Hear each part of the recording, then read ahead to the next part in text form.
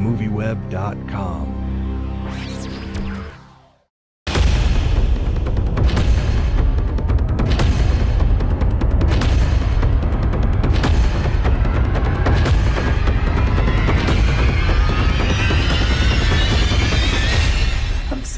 So first thing I want to ask you guys about was actually I loved the dogs in the movie. I loved Ray and Carla's dogs and the way their relationship sort of foreshadowed what was going to end up happening with Ray and Carla. I was wondering if that was something that you had in the script, Joel, or something that you found on the set, Nash, or how did that all come together?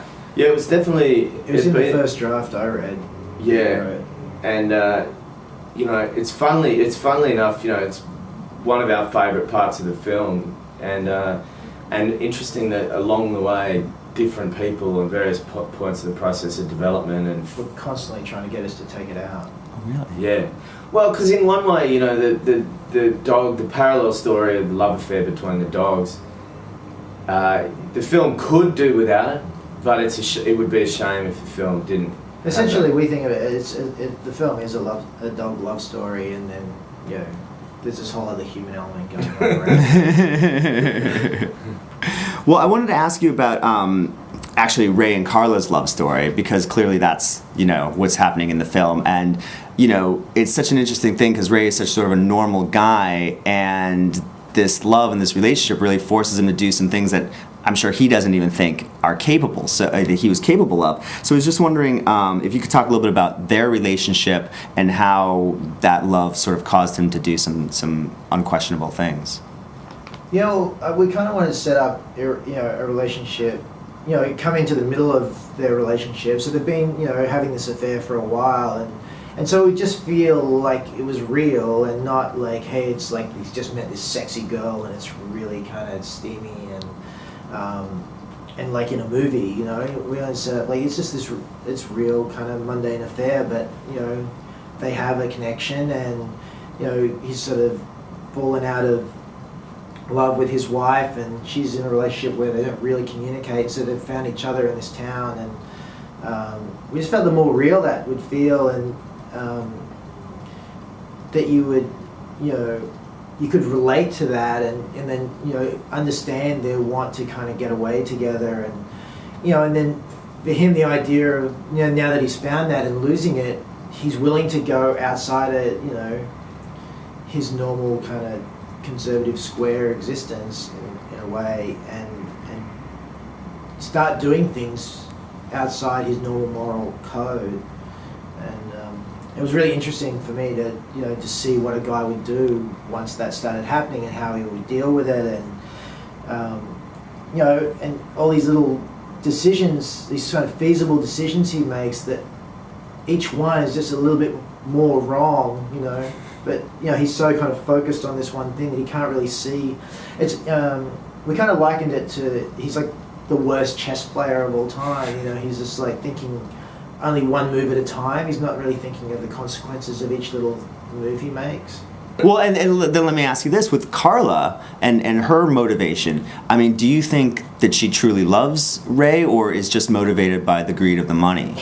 Well, I think personally that you know, there's all different forms of love, and we judge everybody else's relationships, you know, in our lives. And you know, like for instance, you could drive down Sunset Boulevard in Los Angeles and see a young woman, you know, hanging out with an extremely old man, and think, well, she doesn't love him, she just loves him for his money. But perhaps the way that girl's grown up, loving someone for their money is just as valid a form of love. In her mind, she might really truly believe she loves that man.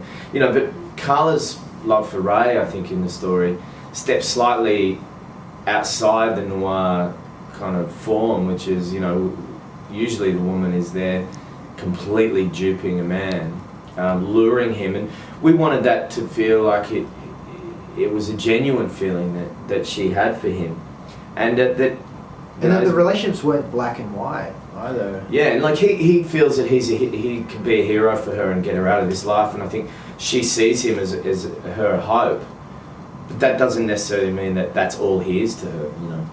Yeah, and the idea of not having the relationships be so like cut and dry that, you know, she's the femme fatale, and you know, it's more that their relationship's great. Like, even within their own relationships, like they're not, they're not just pure.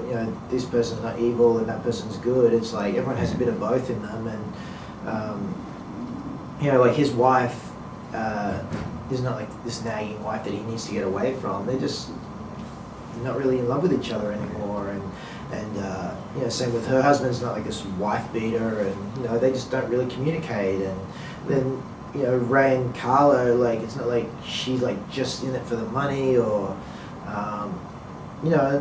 there's so many other levels to their relationship that that hopefully it makes it in basing it in that reality makes it feasible and relatable to other people to go along for the ride of what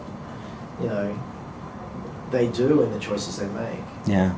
And then finally, if I can, I just want to ask one last question. If you could talk about the devastation that Ray feels at the very end of that movie, and if the movie was to go on for another 5 or 6 minutes, where does he go from there? I mean, it just seems that he is a broken man. Yeah, I think by the time I think he is just so messed up by the end of from what he's done, and so lost.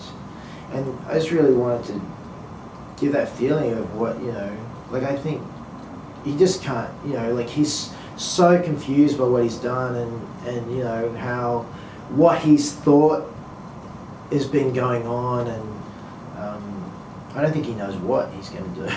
I also think that it's important to take a story to its final, to its worst place in a way, or more so that in for characters, like Ray, without giving any spoilers away, who's so determined to save this woman from her predicament.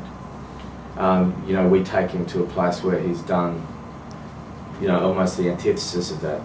Yeah, the idea of film noir is like you set up this expectation that things are going to go bad, and I think as filmmakers you feel that responsibility. If you set up that expectation, then you have to go to that place. And in the same way that if you're making a romantic comedy, you set up the expectation that they are going to get together in the end. It's like, and then it's all about giving the best version. Yeah, giving the best version of that, making that journey an enjoyable, hour and a half or so to sit through. Yeah. And I think we try to. So with our film, you're not aiming for the loveliest ending. You're aiming for the darkest. Yeah, the darkest conclusion.